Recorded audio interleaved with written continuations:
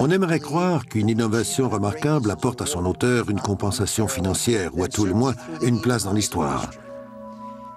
Vous serez scandalisé d'apprendre l'histoire de cet homme dont les inventions ont révolutionné notre vie et qui est pratiquement tombé dans l'oubli.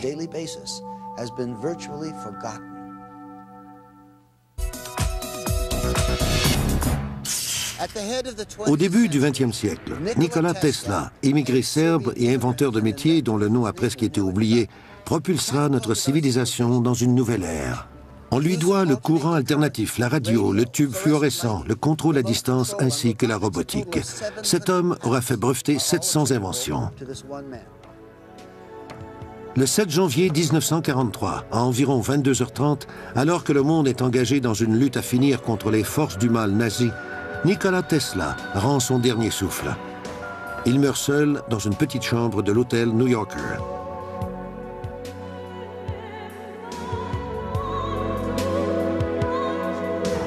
À l'extérieur, la ville bat son plein et lui de tous ses feux.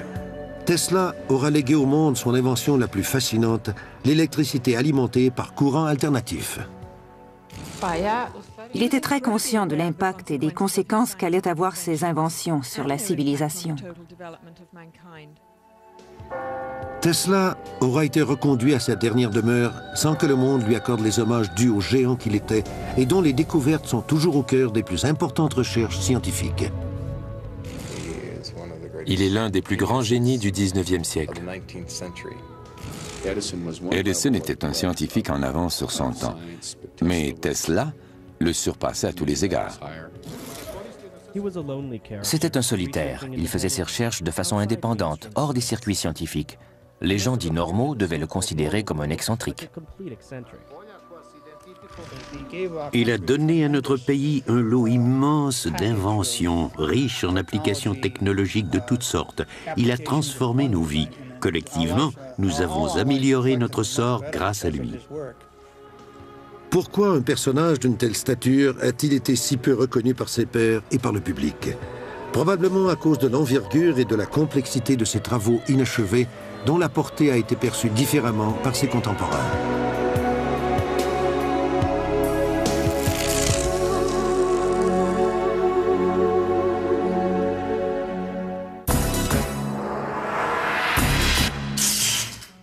La légende veut que Nikola Tesla soit né sur le coup de minuit en 1856, durant un orage particulièrement violent. Sa plus grande aspiration, alors qu'il est un jeune homme, est de harnacher l'énergie des chutes Niagara. Il réalise son rêve et impose le courant alternatif. Aujourd'hui, près d'un demi-siècle après sa mort, le mystère entourant Tesla demeure entier. Pourquoi ses contributions à la science, nombreuses et éblouissantes, ont-elles sombré dans l'oubli? Philanthrope, doté d'un grand amour pour son pays d'adoption, Nikola Tesla est bien sûr surtout un génie à l'imagination débridée, qui correspond à l'idée que l'on se fait du scientifique un peu fou, dont le plus grand crime aura été d'être trop en avance sur son temps. Fils d'un pasteur très strict et d'une mère brillante et inventive, Tesla, un Serbe, grandit dans un petit village de Croatie. Doté d'une mémoire photographique exceptionnelle dès l'âge de 18 ans, il maîtrise 6 langues et commence à être reconnu comme un inventeur de haut calibre. Il possède un talent incroyable, celui de visualiser ses inventions. Il peut voir chaque élément d'une invention, les assembler, en vérifier le fonctionnement, y apporter des correctifs, et tout ce processus se déroule dans sa tête, même pendant qu'il dort. Depuis sa tendre enfance, Tesla était capable de visualiser des objets de façon si intense qu'il ne pouvait pas faire la différence entre un objet réel et le fruit de son imagination. En 1884, Nikola Tesla émigre aux États-Unis. Sans le sou, il se présente à Thomas Edison qui l'embauche immédiatement. Okay, Tesla, consider yourself introduced. Lorsque Tesla décrit à Edison son projet sur le courant alternatif et son système de moteur à courant polyphasé, beaucoup plus efficace que le système à courant continu d'Edison, ce dernier commence à voir en Tesla un dangereux compétiteur. Même si le système était meilleur que le sien, Edison ne supportait pas d'être déclassé. Les gens très compétitifs sont ainsi faits. Ils vont chercher à se détruire. Un prix est offert à quiconque réussit à harnacher et à transmettre l'énergie hydraulique de Niagara Falls à Buffalo, dans l'État de New York. Edison s'emploie à discréditer Tesla et son courant alternatif. Alternating current is a danger to human life. Start the generator.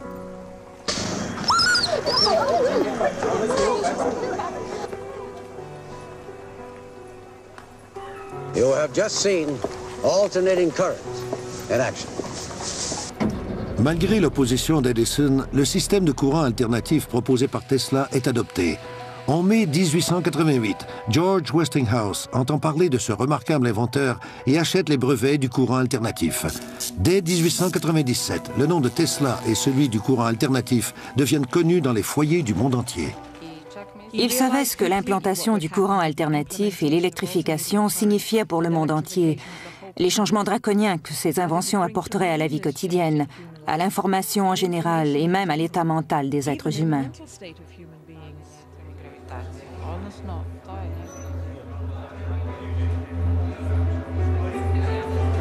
Malgré sa nouvelle notoriété, Tesla reste toujours avant tout un inventeur et un visionnaire de génie. Il ne cherche pas à tirer profit de ses inventions. Ses percées remarquables dans le domaine de l'électricité à haute fréquence, incluant le radar, la radio, le néon et les tubes fluorescents, seront souvent attribuées à d'autres. Par exemple, le système pour prendre des clichés photographiques au moyen du rayon X inventé par Tesla précède les travaux de Wilhelm Röntgen. L'imagination fertile de Tesla lui fait entrevoir la possibilité d'Internet et de la télévision des décennies avant tout le monde. Malgré ces sauts dans le futur qui se sont avérés vrais, la tendance de Tesla à l'exagération et sa façon de présenter ses idées à la presse le desserviront et lui vaudront beaucoup de critiques. We must be able to transmit scenes from other places over long distances. Pictures, the news, energy, and why not matter too? Now we must liberate thought. We must set it free of limitations that space and time impose on it, and yet keep its principal characteristics. Now and in future centuries. Mystérieux et flamboyant, Tesla est toujours ravi de partager ses idées avec le monde entier. Il exécute ses expériences de laboratoire devant des sommités et amis comme Mark Twain. Cet homme était capable de frayer avec les personnalités les plus en vue du monde. À l'époque, il fréquentait Mark Twain, Westinghouse, JP Morgan, et grâce à ses relations, il était en mesure de financer les expériences les plus spectaculaires de l'histoire. Pour épater la galerie, Tesla s'assoit dans son laboratoire au milieu d'éclairs électriques qui virevoltent autour de lui.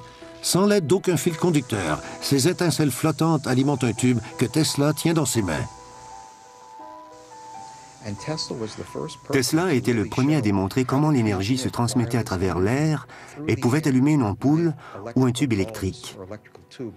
Les tubes fluorescents qu'il utilisait s'allumaient à différentes fréquences, donc, lorsqu'une certaine fréquence était utilisée, elle produisait de l'électricité dans un certain groupe de tubes et une autre fréquence allumait d'autres tubes. En 1898, alors que Tesla peaufine son brevet sur la transmission de la radio sans fil, son laboratoire brûle mystérieusement.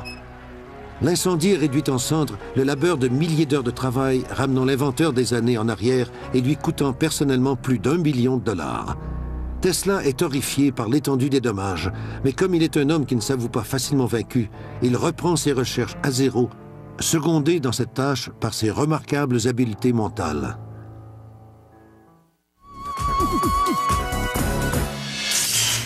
En 1899, Tesla emménage à Colorado Springs et poursuit ses expériences sur les ondes terrestres et atmosphériques.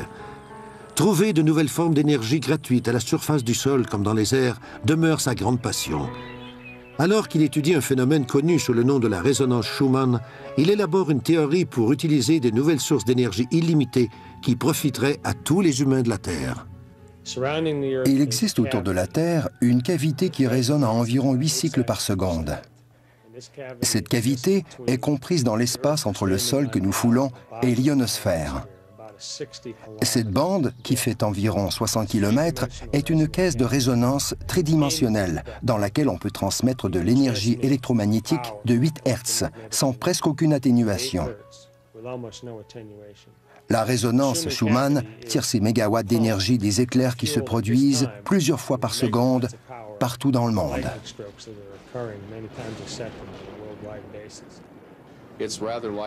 C'est à peu près comme un enfant qui tiendrait un ballon retenu par une corde. Tesla était si créatif qu'il projetait d'utiliser son émetteur d'énergie pour frapper le ballon d'électricité avec une pulsation électrique qui répartirait cette énergie dans l'ionosphère. Et au moment précis où l'énergie arriverait de l'autre côté de la Terre, Tesla aurait envoyé une autre pulsation électrique, et ainsi de suite, jusqu'à ce que l'énergie accumulée devienne si importante qu'elle puisse être captée par une antenne appropriée. Tesla avait le projet de distribuer l'électricité à tous les humains de la Terre. À l'époque, il y avait 2 ou 3 milliards d'humains sur la Terre qui, le soir venu, vivaient dans le noir. Nous avions l'électricité, mais les gens pauvres n'en disposaient pas. Tesla avait constaté que le monde était divisé en deux, ceux qui avaient accès à l'électricité et ceux qui n'y avaient pas accès, et il voulait que tous, sans exception, reçoivent l'électricité en cadeau. C'est à Colorado Springs que Tesla met au point la technologie qui lui permet de produire des courants à très haute tension. Lorsqu'il met l'interrupteur en marche, les éclairs qui apparaissent dans son laboratoire sont retransmis à l'antenne et à la boule de cuivre qui la surmonte. D'immenses éclairs bleus s'échappent alors vers le ciel et atteignent plus de 30 mètres. Le tonnerre provoqué par ces éclairs s'entend à 25 km à la ronde. Pour Tesla, c'est un couronnement, de la foudre fabriquée par l'homme. À Colorado Springs, il avait un transformateur de 56 kVA que George Westinghouse lui avait donné et qui pouvait atteindre 55 000 volts. Il s'est servi d'un émetteur pour augmenter la puissance de ce transformateur et a si bien réussi qu'il a fait sauter quelques génératrices de la centrale de Colorado Springs, située à 40 km plus loin.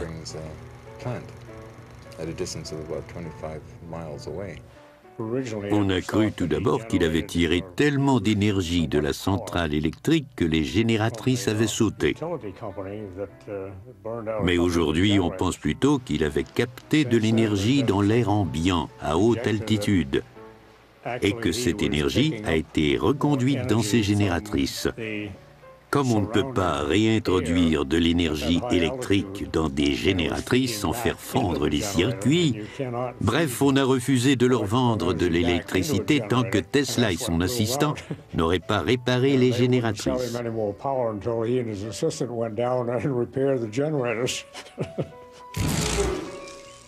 Tesla conclut que les courants d'énergie de la Terre peuvent être utilisés pour transmettre de l'électricité n'importe où sur la planète.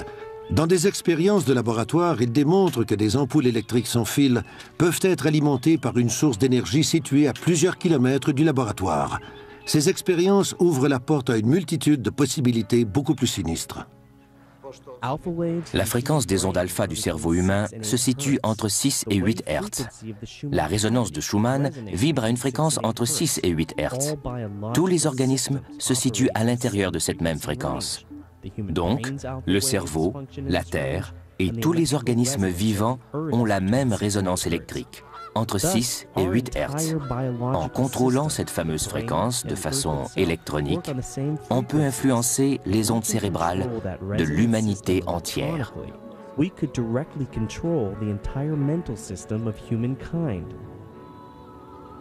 Conscient des conséquences terribles que sa découverte pouvait avoir, Tesla décide de la mettre en veilleuse.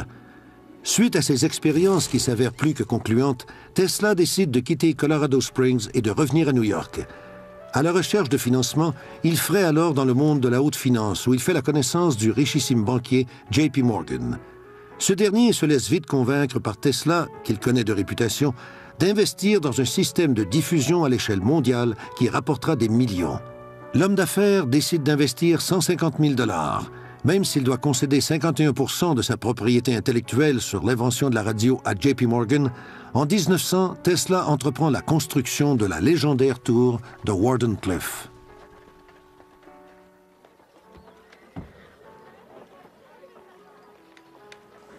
Tesla voulait prouver que l'énergie se retransmettait par ondes radio.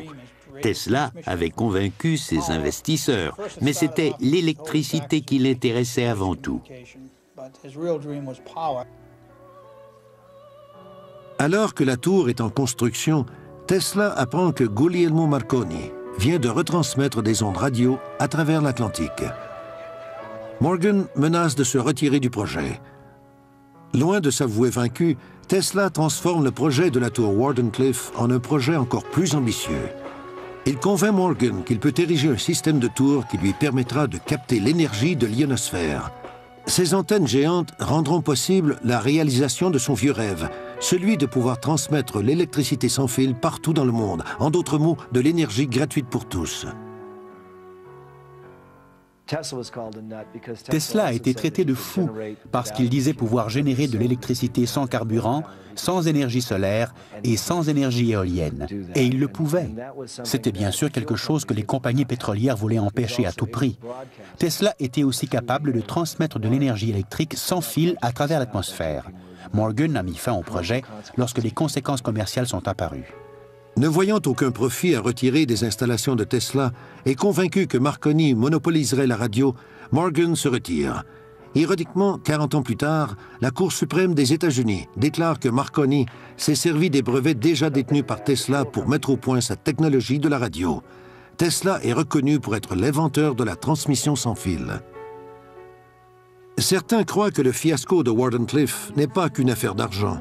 Ils soutiennent que Tesla lui-même aurait sabordé son projet de peur qu'il ne tombe entre les mains de gens peu scrupuleux, causant ainsi plus de mal que de bien aux hommes et à la planète.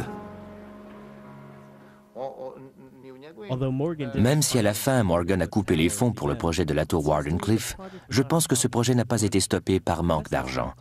Tesla y a mis fin parce que ses idées pouvaient servir à des fins militaires. C'est probablement la décision la plus sage qu'un scientifique peut prendre. Pour la première fois, Tesla reconnaît dans un article publié dans le New York Times que Wardenclyffe pouvait être utilisé pour abattre des avions. Il a fait marche arrière avant qu'une catastrophe dont il aurait été responsable se produise. Parce qu'en étant capable de soutirer et de diriger l'énergie de l'ionosphère, quelques 2 milliards de volts, il était en mesure de détruire une ville, une arme encore plus dévastatrice que la bombe atomique. Tesla a-t-il découvert l'arme de destruction ultime? La réponse à cette question n'est toujours pas claire. En 1915, une rumeur veut que Nikola Tesla et Thomas Edison reçoivent conjointement le prix Nobel, mais la rumeur s'avère fausse. 2 ans plus tard, Tesla reçoit la médaille Edison décernée par l'Institut américain des ingénieurs électriques.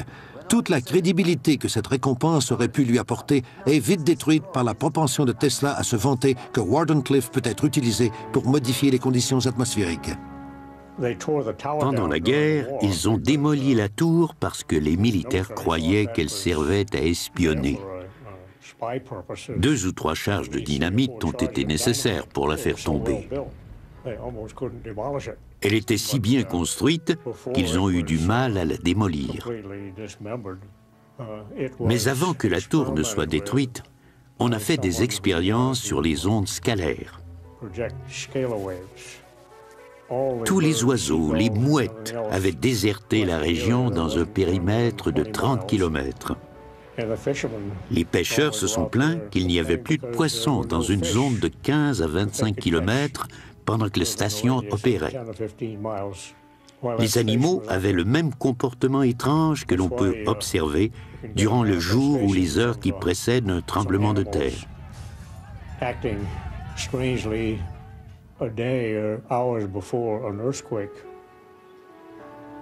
La tour, si chère à son cœur, désormais détruite, Tesla se retire dans son laboratoire et se livre à des expérimentations autrement plus complexes et dangereuses. Le 11 juillet 1934, le New York Times rapporte que Nikola Tesla a mis au point un rayon de la mort, une arme à faisceau de particules qui peut détruire 10 000 avions à une distance de 400 km. Tesla soutient qu'une usine de production peut être construite en 3 mois au coût de 2 millions de dollars. Mis à part ses capacités offensives certaines, Tesla croit que s'il peut construire 12 de ces tours, cette arme aura un pouvoir de dissuasion suffisant pour mettre un terme à toutes les guerres. Le fameux rayon de la mort de Tesla n'a pas été pris au sérieux par la communauté scientifique, en grande partie parce qu'on ne comprenait pas son fonctionnement. One of the reasons why he didn't receive some of the respect by the scientific community that he may have well deserved.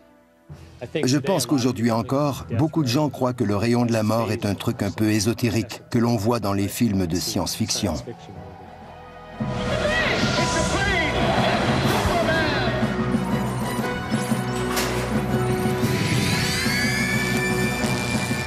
Le rayon de la mort terrifie le public, mais fascine Hollywood.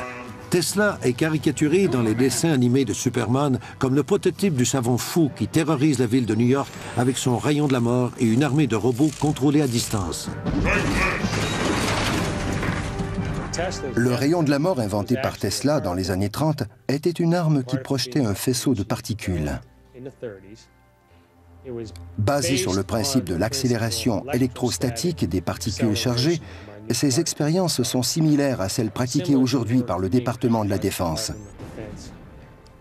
C'est une particule, un microprojectile qui, lorsque soumis à une haute tension, atteint une très grande vélocité. Comme la vélocité est très élevée, la particule n'a pas besoin d'être très grosse pour être une arme très dangereuse. Si on regroupe ces particules en faisceaux, on obtient une arme très puissante qui peut frapper un missile dans l'espace, par exemple. Avec seulement 12 de ces installations situées à des endroits stratégiques sur le territoire américain, Tesla clame que sa téléforce est une défense extrêmement efficace contre tout attaquant. À la veille de la Deuxième Guerre mondiale, le gouvernement américain s'intéresse activement au rayon de la mort de Nikola Tesla. Parce qu'il était un patriote, Tesla a offert ce système au gouvernement américain. Le gouvernement des États-Unis a commencé à développer cette arme à faisceau de particules dans les années 40. Nous ne connaissons ni l'ampleur ni les résultats de ces recherches, mais nous avons maintenant accès à des documents qui ont été rendus publics sous le Freedom Information Act. Et l'on constate le vif intérêt du gouvernement américain pour l'arme inventée par Tesla.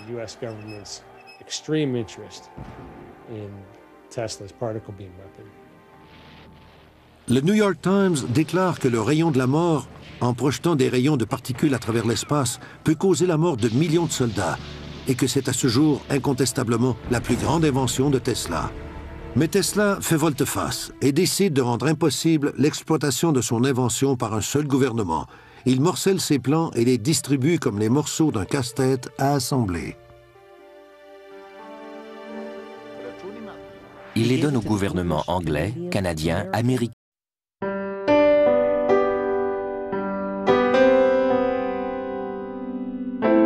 et russe. Ils devaient se consulter et se mettre d'accord avant d'avoir une vue d'ensemble sur l'invention. Il s'était rendu compte que les gens n'étaient pas assez matures pour avoir cette information. C'est la raison pour laquelle Tesla avait forcé ses gouvernements à dépendre les uns des autres. Il existe des preuves que Tesla avait donné une partie des plans aux Russes qui étaient à l'époque nos alliés. Dans les années 70, la revue Aviation Week publie un article sur l'arme à particules des Soviétiques. Le rayon à particules de Tesla n'a été rendu public que 10 ans plus tard grâce à Andrea Plutarch. Les plans des Soviétiques étaient identiques. Le général George Kagan, chef du service de renseignement de l'armée de l'air américaine, nous décrit le modèle soviétique. Le petit tube magnétique projette des rayons de protons, et chacun a 100 milliards de volts à un niveau énergétique de 10 exposant 10 joules.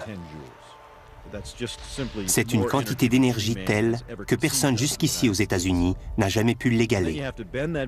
Il suffit de déployer ce rayon, cibler un objet et tirer.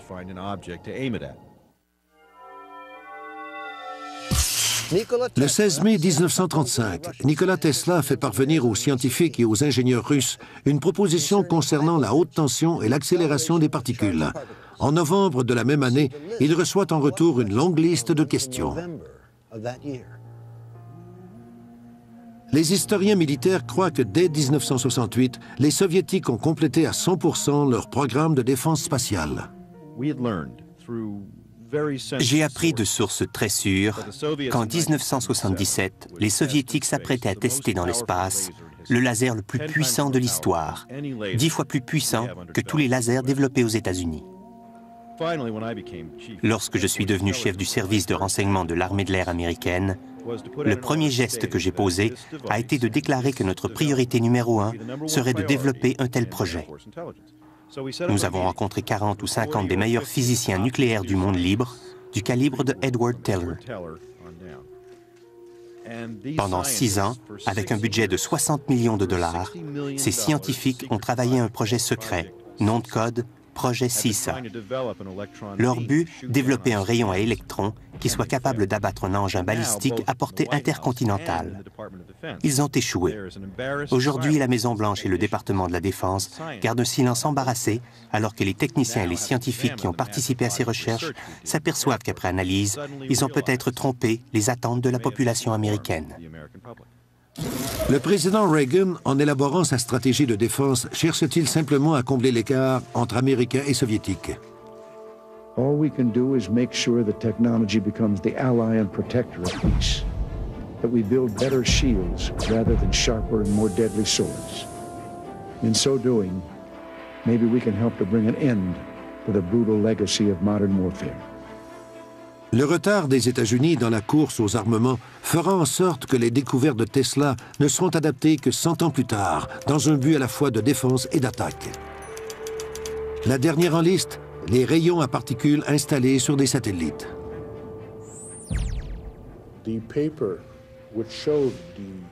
Les documents qui décrivent la technologie pour construire la machine anti-guerre ont été finalement publiés par la société internationale Tesla.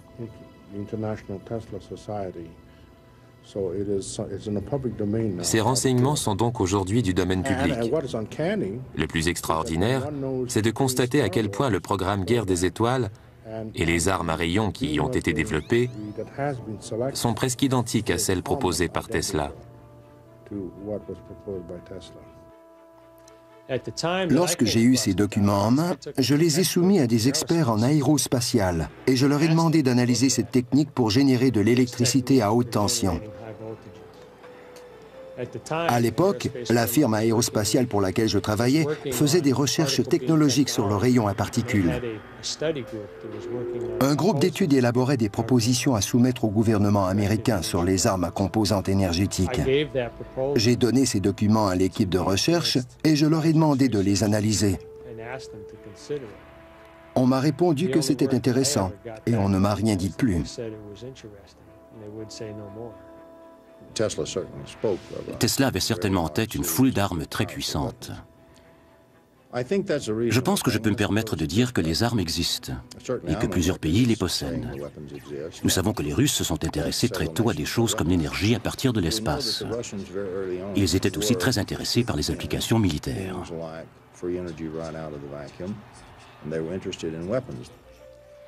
Qu'est-il advenu du rayon inventé par Tesla? Nous n'en avons plus entendu parler. Cette arme est peut-être soit au rencard ou actuellement utilisée. Peut-être est-elle en orbite. Nous l'ignorons. Il ne fait pas de doute qu'aujourd'hui, les Russes possèdent de telles armes. Et si ce que j'avance est vrai, et j'en suis absolument convaincu, 3 autres pays possèdent ces armes et surveillent activement la Russie. Ces 3 pays sont sympathiques aux États-Unis. Et je pense que cette situation a joué énormément dans la chute de l'Empire soviétique. 3 autres pays sont aujourd'hui en train de développer ce que j'appelle les armes Tesla, ou les armes à fréquence électromagnétique. Et ces nations sont hostiles aux États-Unis. Cette nouvelle donnée est assez inquiétante.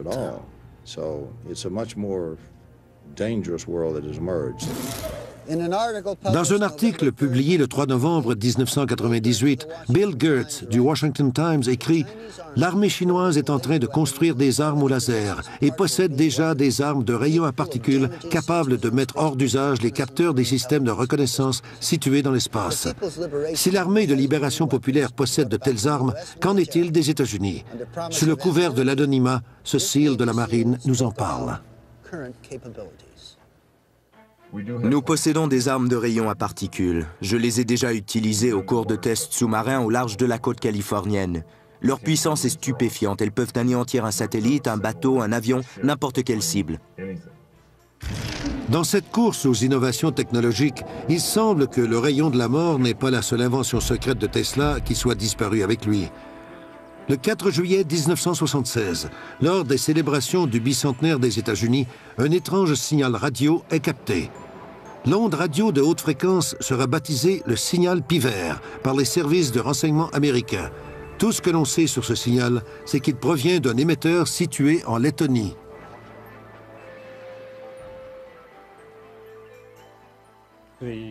Les Soviétiques ont mené des expériences en vue de créer une aurore artificielle.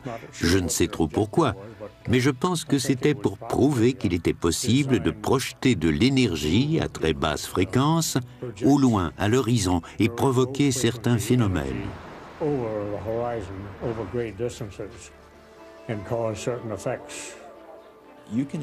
On peut reproduire l'effet qu'aurait une substance chimique sur un organisme vivant en utilisant des fréquences électromagnétiques extrêmement basses. Personnellement, je crois que ces expériences visaient à développer une nouvelle façon de communiquer avec leurs sous-marins. Le 13 juillet 1977, à 21h19 précises, le signal Pi-vert cesse brusquement. Une étrange couronne se forme alors autour de la centrale électrique Edison qui dessert la ville de New York. La ville entière est soudainement plongée dans le noir, créant une situation de chaos et de confusion. Les effets de la panne de New York s'apparentent à ceux de Colorado Springs durant l'expérience de Tesla où des générateurs électriques surchargés avaient sauté. Lorsque la panne a commencé, les New-Yorkais se sont mis à se comporter de façon étrange. New York est devenu un endroit très dangereux. Un vrai casse-tête pour les policiers. Le secret de Tesla était-il que l'électricité pouvait affecter l'état mental de l'être humain? Si oui, ce secret était-il tombé entre de mauvaises mains? Qui est responsable du fameux projet HARP, inspiré par les découvertes de Tesla? Certains experts pensent que ce projet a été créé par le gouvernement américain et qu'il est le premier jalon d'une nouvelle ère dans la technologie militaire. La science est-elle au service de la guerre ou de la paix? Tesla se décrit comme un découvreur bien plus qu'un inventeur. Mais découvrir des choses implique une certaine responsabilité, et Tesla n'était pas sans l'ignorer lorsqu'il a développé cette nouvelle technologie militaire. Plusieurs pensent que Tesla a préféré garder cette nouvelle technologie secrète afin qu'elle ne tombe pas entre de mauvaises mains. Le projet HARP existe à cause des théories qu'a élaborées Tesla au cours des années 30. Il savait qu'il était possible de stimuler le champ magnétique de la Terre pour créer un bouclier capable de protéger une ville. Le projet HARP est au départ une expérience en physique atmosphérique, où un immense réseau d'antennes émet dans l'ionosphère de la planète une série très complexe d'ondes.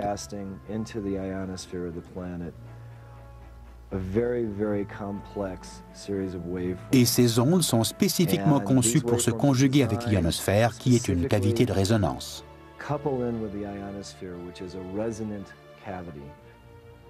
Cette théorie implique de chauffer l'ionosphère comme le ferait un four à micro-ondes géant. Une petite pulsation d'un certain nombre de watts peut provoquer une grande pulsation parce qu'il est possible, de façon fortuite ou intentionnelle, d'utiliser l'énergie qui nous entoure et qui circule à travers nos corps et qui se retrouve partout dans l'espace. Le concepteur du projet HARP a d'abord conçu un bouclier défensif qui agit en grillant les systèmes de guidage électronique des bombes ennemies. HARP a été conçu pour de multiples usages. Au départ, ce n'était pas une arme. Si vous lisez les brevets, vous verrez que je pensais d'abord à une utilisation défensive. Eastland soutient qu'en chauffant des portions de la haute atmosphère, HARP peut affecter la température globale de la Terre, une idée pour laquelle Tesla a été ridiculisée voilà presque 100 ans. Un des grands dangers du projet HARP est qu'en se concentrant sur une petite portion de l'ionosphère, on risque de créer une distorsion dans la magnétosphère de la planète, la magnétosphère étant le bouclier naturel de la Terre.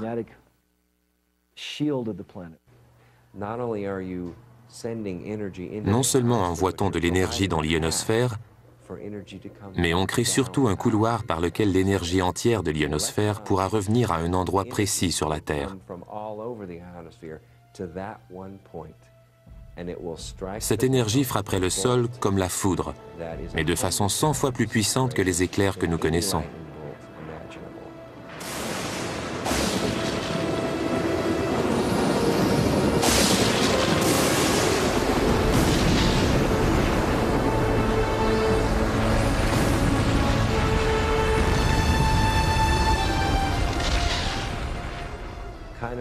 La force de cette foudre serait équivalente à l'éruption de 3 ou 4 monts St. Helens par seconde. La vraie puissance de HAARP n'est pas encore connue et il n'existe aucune agence de contrôle civil. La possibilité que le projet HAARP soit capable de créer d'immenses perturbations à l'échelle planétaire, incluant la modification des conditions climatiques, un réchauffement global de la planète et même le ralentissement de l'orbite de la Terre, nous aide à comprendre pourquoi Tesla a détruit les plans de son invention. Il a cessé de travailler à son projet de bouclier défensif en 1905 parce qu'il avait compris que son système des 5 tours érigés autour de la Terre pouvait causer la destruction de l'espèce humaine. Peu de temps après, Tesla éprouve de sérieuses difficultés financières. Ses investisseurs sont soit morts ou ont coupé les ponts. Alors qu'il sombre peu à peu dans l'oubli, il continue à faire des recherches de plus en plus ésotériques. Il était passablement obsédé par le phénomène de la résonance et voulait l'utiliser pour faire certaines expériences. En fait, pour détruire des choses concrètes. À un moment donné, il a fait une expérience sur un édifice en acier qu'on était en train d'ériger sur Wall Street.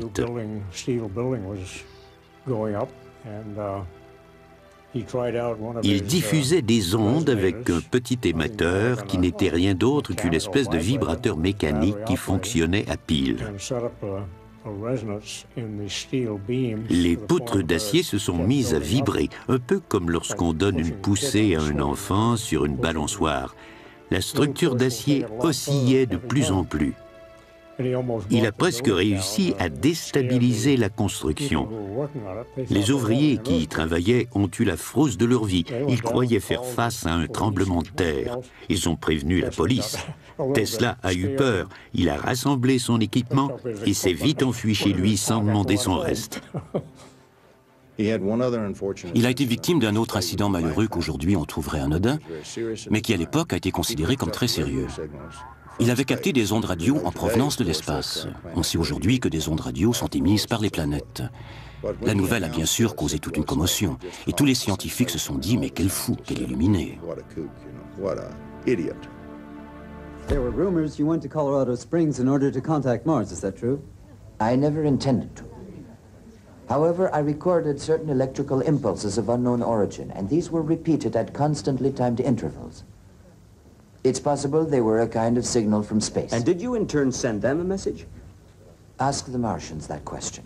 Mr. Sessom, That's all today. No more questions, please. Les gens ont cru qu'il devenait fou. Il nourrissait les pigeons dans le parc et il avait l'idée de transmettre des signaux sur Mars. Tesla a une pensée tellement complexe, il est si excentrique que peu de ses collègues comprennent l'ampleur de son travail. Il est perçu comme une personne arrogante et hautaine. Il a été rejeté par les autres parce qu'il était différent, et à cause aussi de ses déclarations à l'emporte-pièce. Et lorsqu'il exposait ses théories, personne n'avait la moindre idée de ce qu'il voulait dire. Nikola Tesla aura vu de son vivant plusieurs de ses inventions étudiées puis adoptées par les militaires. Mais il devient de plus en plus apparent qu'en tant que citoyen de la planète, Tesla est au service d'une autorité beaucoup plus intemporelle.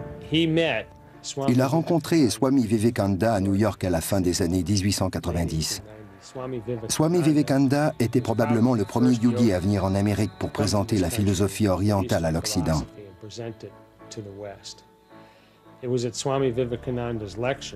C'est au cours d'une de ses conférences que Tesla s'approprie la terminologie sanscrite et intègre des notions telles que la prana, akasha et celle de l'éther. Ces termes nouveaux lui serviront à décrire la physique de l'univers et celle de la création de la matière dans notre dimension. Dans plusieurs de ses lettres, il dit que s'il avait à choisir une religion, il serait bouddhiste. Toutes ses pérégrinations dans les mondes parallèles, celui des rêves, des machines qu'il imagine dans son esprit, sont des manifestations similaires aux expériences des chamans. On sait que les solutions lui venaient souvent quand il rêvait. La vision de l'univers de Tesla, sa cosmologie, si je peux me permettre, est basée sur un point de vue spirituel. Et c'est dans la tradition védique qu'il a trouvé la terminologie spirituelle qui lui a permis de traduire ses idées sur le monde physique. On ignore ce qui a pu provoquer cette prise de conscience spirituelle chez Tesla, mais tout ce que l'on sait, c'est qu'il n'est pas le seul parmi les esprits de premier plan à avoir eu cette illumination. Il suffit de penser à Robert Oppenheimer, le père de la bombe atomique, ou à Albert Einstein, qui ont tous les deux reconnu à la fin de leur vie la singulière perfection de la vie sur notre planète.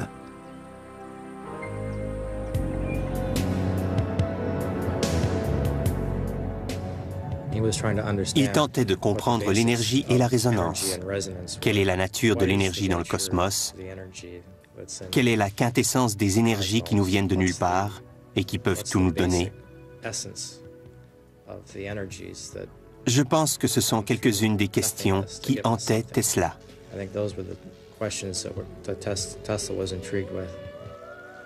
Lorsque Tesla s'éteint à l'âge de 87 ans, son héritage, plus de 700 brevets importants, tombe dans l'oubli, ignoré par presque tous, sauf par le gouvernement américain.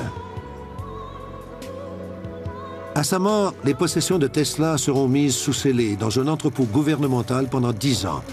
Des rapports officiels confirment que tous les documents de l'inventeur ont été microfilmés durant cette période. Et pourtant, aucune agence gouvernementale contactée à propos de l'existence de ces microfilms ne veut confirmer ou infirmer cette information. 10 ans après la mort de Tesla, le gouvernement américain nie avoir trouvé dans les papiers de Tesla des plans d'armes secrètes.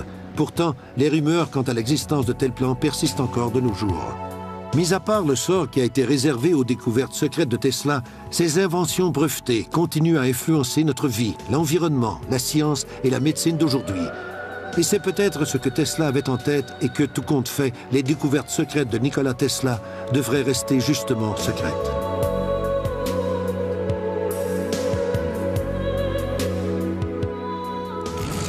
Tesla était en désaccord avec les scientifiques à propos de certains concepts de base des théories de la relativité et de la mécanique quantique. Il a perdu la faveur de la communauté scientifique de l'époque. Tesla connaissait à fond la mécanique quantique et la théorie de la relativité de Einstein. Ces deux théories ont été élaborées de son vivant. Il soupçonnait que tôt ou tard, ces théories seraient confrontées à une crise. Et c'est pourquoi il répétait souvent que le temps présent est à eux, mais le temps futur sera à moi. Albert Einstein disait aussi qu'il existait une foule de théories dans le monde et qu'elle n'était qu'un prélude à une découverte majeure dans le monde de la science et de la physique. Je crois que la science d'aujourd'hui aurait besoin de reconsidérer les théories de Tesla, parce que l'univers est plus complexe que ce que nous en savons et que nous sommes capables d'observer avec nos instruments. En tant qu'espèce pensante, nous avons atteint une étape dans notre évolution et nous sommes à deux doigts de comprendre et de manipuler l'espace, le temps et la gravité. Nous sommes à la veille d'une révolution technologique.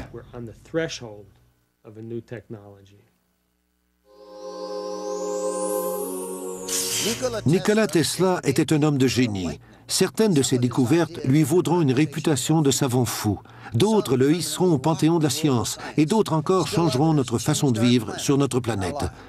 Rappelez-vous la prochaine fois que vous ouvrirez votre téléviseur ou votre radio que c'est grâce aux découvertes de cet homme. Vous pourriez aussi tenter de vous imaginer un monde où l'énergie serait accessible à tous, sans restriction, un monde sans fil. Et c'est ce monde qui nous a échappé lorsque nous avons perdu Nikola Tesla et ses éclairs de génie.